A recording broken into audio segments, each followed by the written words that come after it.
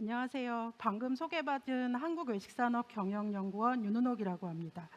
제가 오늘 한 30여 분 동안 말씀드릴 주제는 앞에 보시는 것처럼 2024년 외식 트렌드입니다. 근데 다행히 제가 발표하기 전에 앞서서 글로벌 외식 트렌드가 어떻게 이루어지고 있고 내년엔 어떤 트렌드가 나타날지에 대해서 설명을 해주셨기 때문에 앞에 글로벌 트렌드와 연결해서 외식 트렌드를 함께 보시면 조금 더 유익한 강의가 되지 않을까 싶습니다.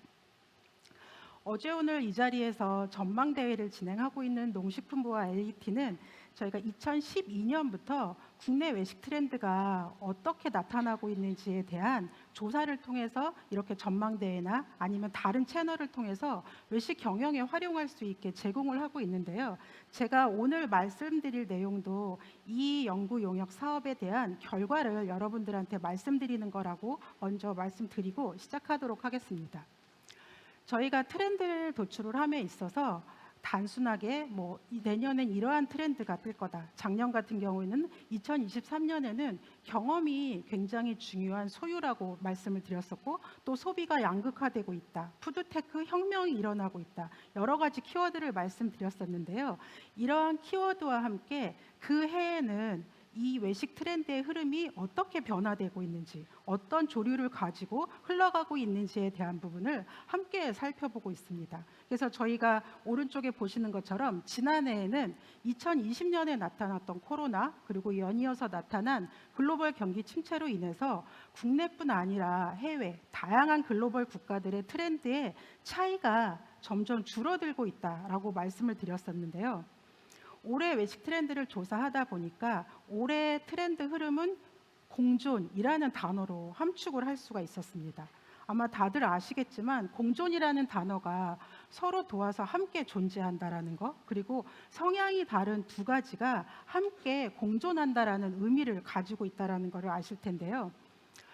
보시는 것처럼 푸드테크, 그리고 경험을 중요하게 생각하는 부분들, 양극화가 나타나고 있고 건강을 중요하게 생각하고 가치 소비, 윤리 소비, 이러한 키워드들이 여러 나라에서 동일한 시점에 동일하게 나타난다라는 것을 볼 수가 있었습니다. 또한 아마 많이 들어보셨을 거예요. 짠테크를 하고 있다, 플렉스를 하고 있다. 그리고 또 올해 나타났던 키워드 중에 하나가 미니랑 빅이라는 서로가 상반된 어떤 흐름이나 트렌드들이 동일하게 나타나는 것을 역시나 볼 수가 있었습니다. 그런가 하면 최근에 아마 뉴스나 매스컴을 통해서 엄마가 딸과 함께 쇼핑을 하고, 그리고 딸이 평소에 즐겨가던 하프를 가서 외식을 하고 음료를 먹는다. 그리고 이렇게 경험을 한 엄마가 자기의 지인들과 함께 다시 그 장소를 찾아가는 것들을 많이 볼 수가 있었고요. 또 젊은 세대들은 뉴트로, 할메니얼 이런 단어를 통해서 부모 세대가 경험했던 외식 아이템, 경험했던 장소를 찾아다니면서 새롭게 외식을 경험하는 것을 볼 수가 있습니다. 그렇다 보니까 기성세대와 신세대, 이렇게 생각이 다른 세대, 그리고 서로의 행동 패턴이 다른 세대라고 연결됐던 기성세대와 신세대의 외식 트렌드가, 외식 행태가 점점 비슷해지는 것도 하나의 현상으로 찾아볼 수가 있었습니다. 이렇게 공존이라는 키워드는 외식 비즈니스 측면에서도 좀 찾아볼 수 있었는데요. 일반적으로 저희가 외식을 하러 간다라고 하면 음식점을 간다라고 생각하는 게 일반적인데, 이제는 저희가 편의점에서도 외식을 하러 갑니다. 그리고 구내식당에서도 외식을 하는 시대거든요. 이렇게 외식을 하는 장소 역시 공존이라는 키워드 하나로 전체적인 외식 트렌드가 흘러가는 것을 볼 수가 있었습니다. 이렇게 공존이라는 키워드를 저희가 하나 뽑을 수 있었던 이유가 뭔지를 살펴봤더니, 오른쪽에 보시는 것처럼 팬데믹이 있었고 엔데믹이 있었고, 그리고 글로벌 경기 침체가 동시다발적으로 한 3, 4년 주기 안에 빠르게 나타나는 변화를 볼 수가 있었습니다. 작게 내려가면 저희가 개인화라는 얘기들을 많이 하잖아요. 서로 다른 개인의 니즈를 충족을 하고, 그 내가 충족했던 경험이나 이런 부분들을 다시 SNS를 통해서 여러 사람들한테 공유를 하는 거죠. 그러다 보니까 겉에서 봤을 때는 각각의 트렌드가 너무나 다양하게 되어 있어 라고 하지만, 이러한 이유들로 인해서 트렌드가 다시 한번 전체적으로 카테고리가 묶일 수 있고, 또 공존이라는 단어 안에서 묶이는 현상들이 나타나는 것을 올해 트렌드 조사를 하면서 볼 수가 있었습니다. 앞에서 글로벌 트렌드, 미국과 주요 유럽 국가들의 외식 트렌드가 어떻게 흘러가는지에 대해서 설명을 해주셨는데요. 저희가 조사한 거에서도 마찬가지였습니다. 미국, 일본, 중국, 대만, 베트남 5개 나라의 트렌드를 조사를 해보니까 소비 트렌드에 있어서는 경험을 중시하고 체험을 하고 싶다라는 것들, 그리고 건강을 중요하게 생각하고 양극화라든지 비건, 대체육, 이러한 트렌드들이 저 5개 나라에 공통적으로 나타나는 흐름이었고요. 경영 트렌드에 있어서도 마찬가지입니다. 저희가 너무나 많이 듣고 있는 푸드테크에 대한 부분들, 그리고 시장이 양극화되어 있다, 경계가 모호하고 있다, 구인난이나 인력난, 이러한 경영 트렌드 역시 5개 나라가 함께 나타나고 있고, 이러한 소비 트렌드, 경영 트렌드가 국내 트렌드에도 그대로 연결되면서 다시 한번 공존이라는 키워드로 묶이는 것을 볼 수가 있었습니다.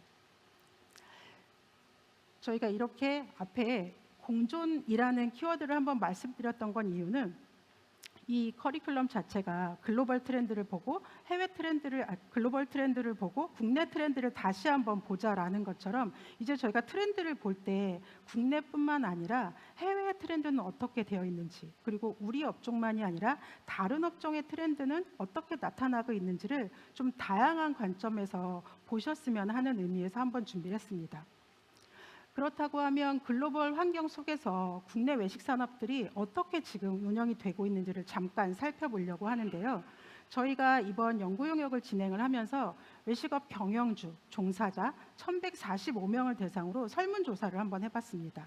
지난해 4월 18일에 코로나 거리두기가 해제된 이후부터 12월까지, 그리고 올해 1월부터 조사 시점인 8월 9월까지 운영을 하는 외식업체들의 현황이 어떻게 변화가 됐는지를 물어봤더니, 직원 수나 영업 일수, 영업 시간 등이 지난해 대비 올해 증가했다라는 의견보다 감소했다라는 의견이 높게 나타났습니다. 아마 저 이유를 다들 짐작을 하실 텐데요. 내부적으로는 인건비나 이런 각종 비용이 상승하고 매출이 감소하고 있고, 또 대외적으로는 고물가니 외식 물가가 지속적으로 상승한다라고 하다 보니까 외식을 하는 횟수도 감소를 하고 외식 때 지출하는 비용에 대한 감소도 같이 나타나고 있었습니다. 저러한 두 가지, 증가하는 것과 감소하는 것이 같이 나타나다 보니까 외식업체들의 운영 현황도 사실상 숫자로 보면 그리 녹록지 않은 상황이었습니다. 아까 글로벌 트렌드에서도 말씀을 해주셨는데요. 실제 올해 들어서 매장에 가서 식사를 하는 비율, 그러니까 외식업체 입장에서는 손님들이 매장에 와서 매출을 올리는 비율이 작년 대비 더 높아졌지만, 반대로 배달을 통해서 이루어지는 매출의 비중은 지난해보다 줄어들었다는 것을 볼 수가 있었습니다. 이러한 상황에서 외식업을 하는 데 있어서 가장 어려운 점이 무엇입니까? 라고 질문을 했을 때, 물가도 올라가고 인건비도 올라가고 각종 원재료 비용이 상승하다 보니까 전체적으로 지출비가 올라가는 것이 가장 지금 어렵다. 물가 인상이 되다 보니까 지속적으로 원가도 같이 올라가고, 그리고 음식 가격을 원가가 오르는 만큼 실제 그대로 음식 가격 인상에 반영을 할 수 없는 상황이라는 것이 힘들다. 고객 관리 측면에 있어서는 고객의 방문 횟수도 줄고 1인당 지출비도 감소하는 상황에서 예전에는 그래도 대략 고객의 행동 패턴을 조금 파악을 할 수 있었는데, 이제는 고객들이 외식을 하는 방문 패턴을 너무 짐작하기가 어렵다라는 부분이 있었습니다. 직원 관리에 있어서도 마찬가지였어요. 인건비가 오르다 보니까 전체적으로 수익률이 떨어지는 부분들. 그런데 이 직원들이 와서 일을 해줘야 되는 기본적인 내용은 있는데, 대부분 힘든 일을 기피 하다 보니까 해야 될 일을 제대로 요청을 할 수가 없는 부분이 직원 관리에 있어서는 어려운 부분이라고 나타났었습니다. 그럼에도 불구하고 운영을 해야 되기 때문에 다양한 방법을 통해서 식재료비를 조금 절감할 수 있는 부분들, 그리고 어쩔 수 없이 메뉴의 판매 가격을 어느 정도는 인상을 하는 것들, 그리고 없는 직원을 대체하기 위해서 가족을 데리고 온다던가 아니면 지인의 요청을 받는 등 대체 인력을 활용하고 인건비를 절감하는 방법 등 다양한 전략을 통해서 오른쪽에 보시는 것처럼 저러한 힘든 상황을 조금 해결하고 있는 것이 지금 외식업체들의 현상으로 나타났습니다. 이러한 상황에서 국내 외식 트렌드가 어떻게 지금 변화되고 있는지를 조금 말씀드리려고 하는데요. 앞에 2012년부터 국내 외식 트렌드 조사 사업이 시작됐다라고 말씀드렸습니다. 그래서 12년부터 작년에 2023년의 트렌드를 예측한 것까지 어떤 변화를 보이고 있는지를 보여드렸는데요. 아마 하나하나 트렌드 키워드를 읽으시다 보면은 되게 익숙한 부분도 있고, 저거 몇 년 전에 나타난 건데 올해 또 다시 나타나고 있네라는 것들을 보실 수가 있습니다. 이런 것처럼 트렌드가 매해 새로운 트렌드가 나타난다라기보다는 과거에 있었던 것들이 지속되기도 하고 또 더 힘이 세지기도 하고 다양한 분야로 확장이 되면서 트렌드가 이렇게 연결되는 것을 볼 수가 있습니다. 이렇게 트렌드가 다양하게 발전을 하다 보니까 외식업체들도 실질적으로 외식업 경영을 하는 데 있어서 트렌드를 아는 거, 그리고 트렌드를 아는 거를 활용을 하는 게 무엇보다 굉장히 중요하다라고 인지는 하고 있었고요. 이렇게 알게 된 트렌드를 주로 메뉴나 상품 개발을 하는데, 그리고 홍보 마케팅 전략을 구사하는데, 그리고 어떻게 하면 조금 더 효율적인 서비스를 찾아낼 수 있을지에 대한 이렇게 상품 개발, 마케팅, 서비스, 공간 구성을 하고 이렇게 다양한 분야에 본인들이 인지한 트렌드를 활용을 하고 있는 것을 볼 수가 있었습니다. 이렇게 해서 제가 공존이라는 큰 트렌드가, 키워드가 올해 2023년에 외식 트렌드를 조사하는 데 나타났다라고 말씀을 드렸고, 그에 따라서 외식업체들의 올해 영업 현황이 어떤지에 대해서 간단하게 말씀드렸습니다. 이제부터는 그러면 저희가 내년에 외식업 경영을 하는 데 있어서 어떤 트렌드를 조금 주목해서 봐야 할지에 대해서 말씀드리도록 하겠습니다. 먼저 이 트렌드가, 저희가 말씀드리고자 하는 트렌드가 어떤 과정을 통해서 도출되는지를 말씀드리려고 하는데요. 먼저 작년 8월부터 올해 9월까지 약 1년의 기간 동안 다양한 온라인 그리고 오프라인 매체를 통해서 음식, 외식, 핫플, 창업, 아니면 새로운 트렌드, 이런 키워드를 가지고 외식과 관련된 트렌드를 쭉 도출을 했습니다. 그 다음으로는 해외 트렌드, 아까 말씀드렸던 5개 나라에서는 어떤 트렌드가 나타나고 있는지에 대한 해외 트렌드를 도출을 했고요. 세 번째는 외식뿐만 아니라 마케팅, 브랜딩, 그리고 리서치, 다양한 인플루언서까지 각 분야별 전문가 20인을 통해서 저희가 작년에 2023년에는 이러한 외식 트렌드가 나타날 겁니다라고 말씀드렸던 것들이 과연 23년뿐만 아니라 내년 24년까지 지속될지에 대한 부분부터 시작해서 이거와 별개로 내년에는 어떤 외식 트렌드가 나타날 것이라고 생각하는지에 대한 전문가 서베이를 통해서 최종 보시는 것처럼 4개 분야, 외식 행태, 소비 감성과 마케팅, 메뉴, 경영의 4개 분야에 21개 키워드를 1차로 도출을 했습니다. 이렇게 도출한 21개의 키워드를 가지고 다시 한번 실제 외식 소비자들, 그리고 외식업 종사자들, 앞에 말씀드렸던 20인의 전문가 그룹을 대상으로 이 21개의 키워드가 24년도 외식 트렌드에 어느 정도나 영향을 미칠지에 대해서 다시 한번 질문을 했었고요. 그리고 나서 보시는 결과가 일반 소비자에서는 연극과 취향시대라는 부분부터 쭉 21가지 순위, 그리고 종사자에 대한 부분들, 분야별 전문가, 각각의 그룹별로 어떤 트렌드가 내년에 중요하게 떠오를지에 대한 의견을 수집을 했습니다. 그리고 최종적으로는 이 3개 그룹의 종합 순위를 오른쪽에 보시는 것처럼 수집을 했고요. 이 21개 키워드 중에서 그래도 내년에 트렌드라고 우리가 주목을 해봐야 될 거야 라는 동의에 대한 지수가 낮은 하위 3개, 로코노미, 전통 간식, 그리고 힙해진 전통시장이라는 3개 키워드를 제외하고 나머지 18개 키워드만을 가지고 보시는 것처럼 최종 2024년 우리가 주목해봐야 할 외식 트렌드 4가지 분야를 선정을 했습니다. 이제 이 4가지 트렌드가 어떤 흐름을 가지고 있는지를 좀 설명을 해드리도록 하겠습니다. 먼저 첫 번째 외식 행태 분야에서는 저희가 대표 키워드를 N극화 취향시대라고 명명을 했고요. 그 하위에 고물가 생존시대, 편의점, 가성비 프리미엄, 미니와 빅, 선택적 수용이라는 5가지 연관 키워드를 함께 구성을 해봤습니다. 아마 이제 외식뿐만 아니라 다른 비즈니스를 하는 데 있어서도 보편적이야, 이게 일반적이야, 이게 평균치야 라는 말들을 거의 이제 안 쓰는 거를 조금 느끼셨을 텐데요. 외식도 마찬가지입니다. 내가 좋아하는 음식이 남과 다른 거는 기본이지만 내가 음식을 먹는 방법도 찾는 장소도 그리고 내가 어떤 거에 만족을 하고 어떤 것에 불만족을 하는지에 대한 부분도 다 각기 다른 거죠. 근데 저 다름이 나와 이 사람이 다른 것도 있지만 내 안에서도 오늘의 나의 취향과 내일의 나의 취향이 달라질 수 있다는 거죠. 근데 이러한 상황에서 고물가라는 현상이 나타나다 보니까 많은 사람들이 뭐 짠테크랑 플렉스에서 선정을 한다라고 얘기를 하는데 어쩔 수 없이 짠테크를 내가 계속 할 수밖에 없지만 그래서 점심은 편의점에서 먹고 3, 40만 원 넘는 뭐 3, 40만 원 넘는 파인다이닝이나 이런 오마카세를 내가 먹을 수는 없지만 편의점에서 먹더라도 프리미엄 했으면 좋겠다라는 니즈를 버릴 수가 없는 거죠.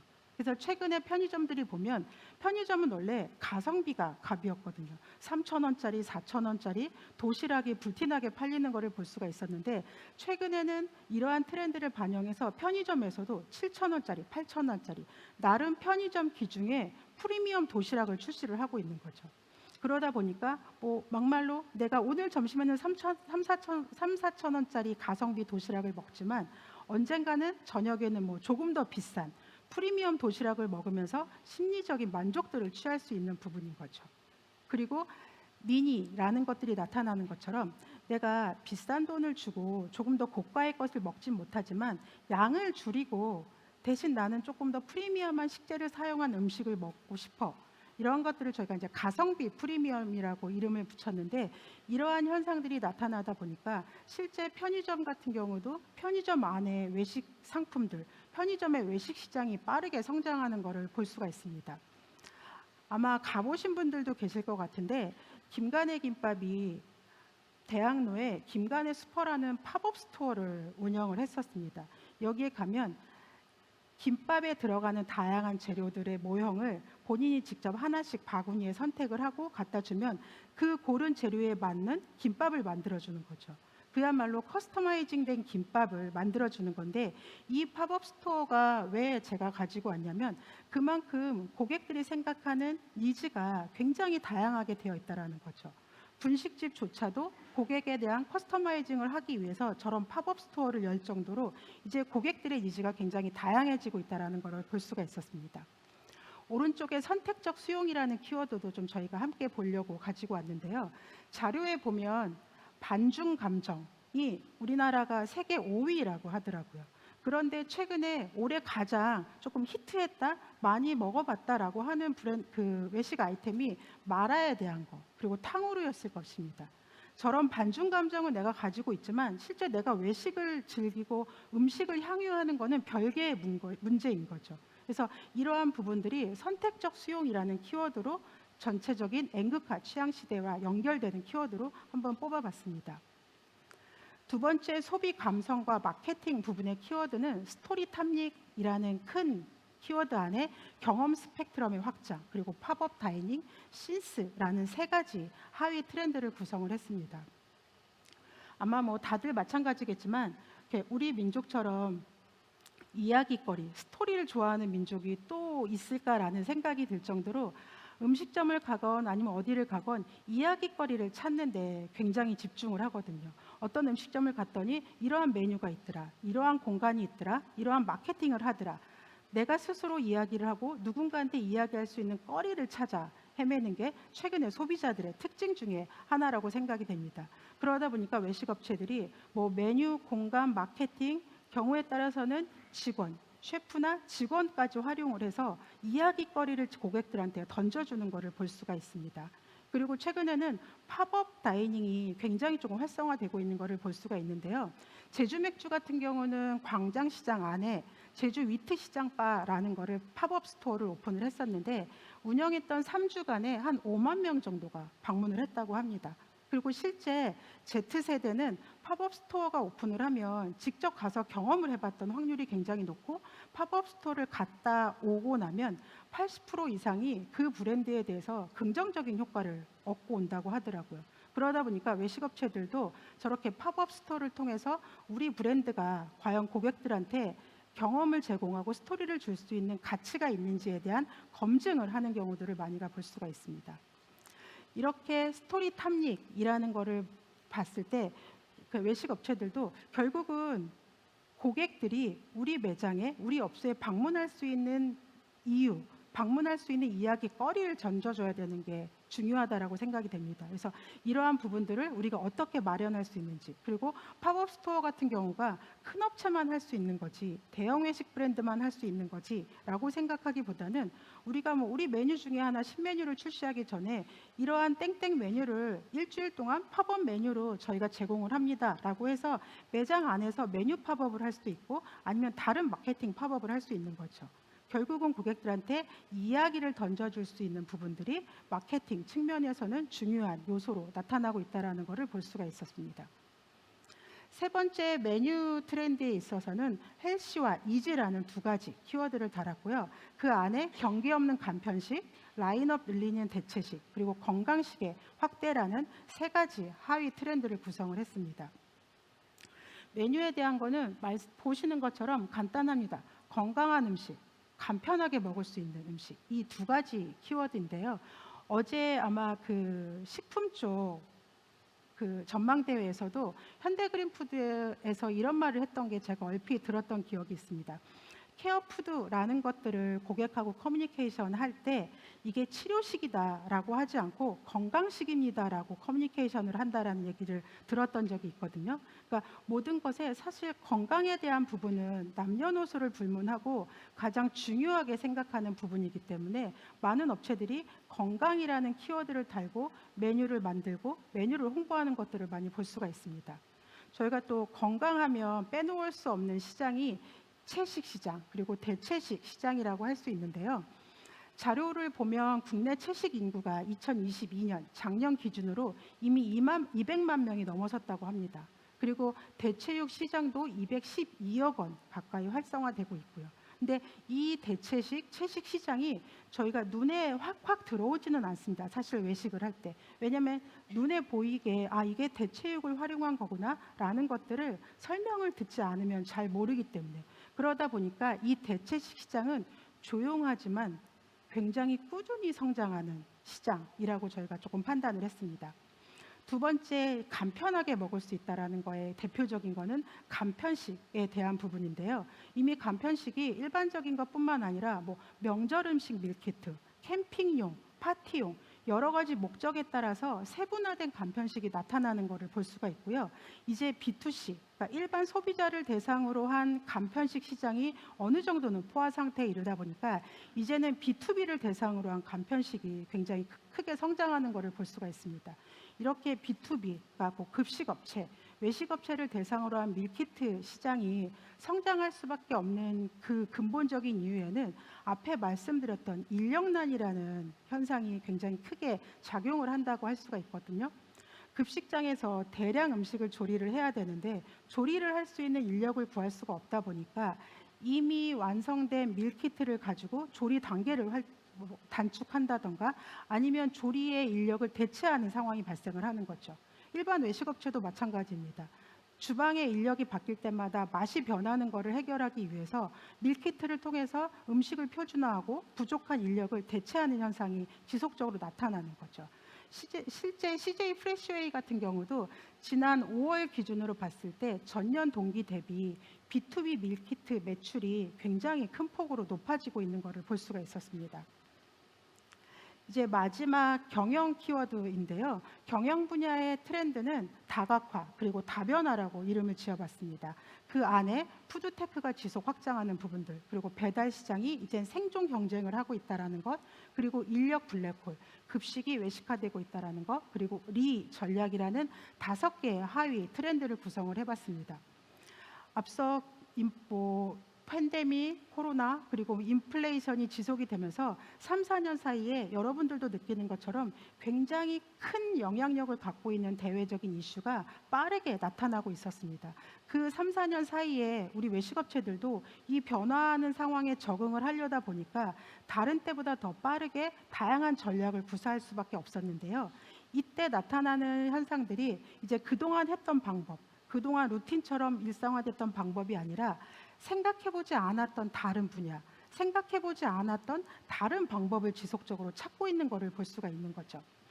푸드테크 쪽만 해도 마찬가지입니다. 아마 한동안 뭐 디지털 포비아라는 식으로 해서 어느 정도 연령대가 있는 고객들은 키오스크도 활용하기가 어렵고 또 태블릿 오더도 활용하기가 어렵다라는 말들을 많이 들어봤을 텐데요. 최근에는 이렇게 키오스크나 태블릿 오더가 외식업체들, 브랜드 외식업체가 아니라 일반 외식업체에도 빠르게 확장되는 것을 볼 수가 있습니다.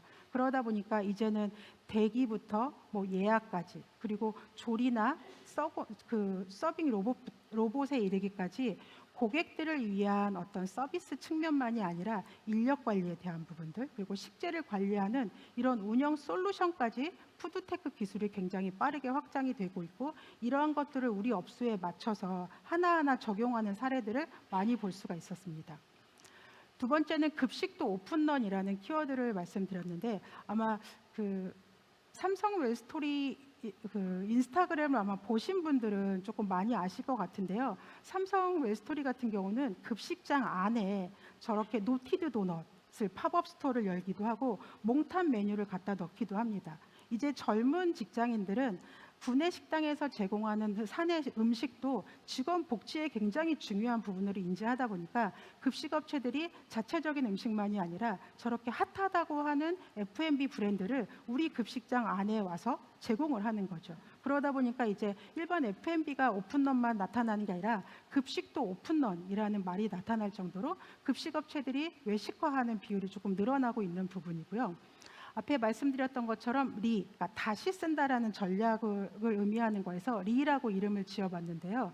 기존에 했던 방법이 아니라 그러니까 지금에 쓰고 있는 방법이 과거에는 맞았지만 환경이 변한 지금에 꼭 맞는 건 아니기 때문에 옛날에 썼던 방법들의 문제점이 어떤 건지, 우리가 아예 다른 방법으로 로케이션을 하고 다른 방법으로 리브랜딩을 하고 리포지셔닝을 할 수 있는 방법이 무엇인지를 다각도로 고민을 하고 이에 맞는 전략을 구사하는 현상을 볼 수가 있었습니다. 이렇게 해서 저희가 내년에 이러한 부분들은 외식업 경영을 하는 데 있어서 조금 더 신경 쓰고 주목해서 봤으면 좋겠습니다라고 하는 분야별 4가지 키워드를 좀 도출을 해봤고요. 트렌드를 조사하는 과정에서 나타났던 몇 가지 특징을 한번 마지막으로 보여드리고자 합니다. 계속 말씀드렸던 부분이기는 하는데요. 이제 국내와 해외의 트렌드의 차이가 줄어들고 아예 공존하는 현상까지 나타나고 있다는 첫 번째. 그리고 소비자, 그리고 외식업 운영을 하는 종사자들이 생각하는 트렌드에 대한 견해 차이가 굉장히 줄어들고 있고, 이 줄어드는 가운데 소비자는 가치를 우선 생각한다라는 것, 그리고 종사자는 역시나 업소를 운영하는 데 있어서 효율성을 가장 우선 생각한다라는 약간의 차이가 나타나는 것을 볼 수가 있습니다. 그리고 트렌드라는 것들이 새로운 트렌드가 나타나기보다는 기존의 트렌드가 확장되고 다각화되고 다변화되는 현상을 보이고 있다는 게 역시 올해 트렌드를 도출하는 데서도 나타나는 부분이었고요. 이제 일반 음식점만 아니라 편의점이나 급식업체 등 일반적으로 생각하는 비외식업체라고 생각하는 산업 카테고리에서도 외식으로 진출하는 비중이 넓은 것을 볼 수가 있었습니다. 아마 저희가 매년 이 국내 트렌드, 내년에는 이러한 외식 트렌드가 나타날 겁니다라고 말씀드릴 때마다 내가 트렌드를 읽는 거, 그리고 이렇게 읽은 트렌드를 활용하는 것이 어렵다라고 생각하는 분들이 굉장히 많을 텐데요. 우리 주변에 있는 우리 고객들이 어떤 거에 관심을 갖고 어떤 음식을 또 좋아하는지를 조금 생각을 해보셨으면 하는 부분들, 그리고 때로는 내가 소비자가 돼서 편의점에 가면 어떤 음식들이 있는지, 또 백화점이나 이런 식품 매장에 갔을 때 어떤 핫한 아이템들이 있고 요새 사람들이 많이 간다고 하는 핫플에서는 어떤 메뉴들을 판매하고 있는지, 조금 더 나아가면 오피스타운이라고 하면 우리 인근에 있는 급식장에서는 어떤 메뉴들이 제공이 되고 있고, 이런 부분들을 조금 많이 분석을 해서 우리 업소에 활용할 수 있는 방법이 무엇인지를 고민하는 것, 그 자체가 사실은 트렌드를 전략화할 수 있는 가장 기본적이고 가장 중요한 방법이다라는 말씀을 드리면서 올해 2024년에 우리가 주목해봐야 할 외식 트렌드에 대한 결과 발표를 마치도록 하겠습니다. 감사합니다. 네, 여러분.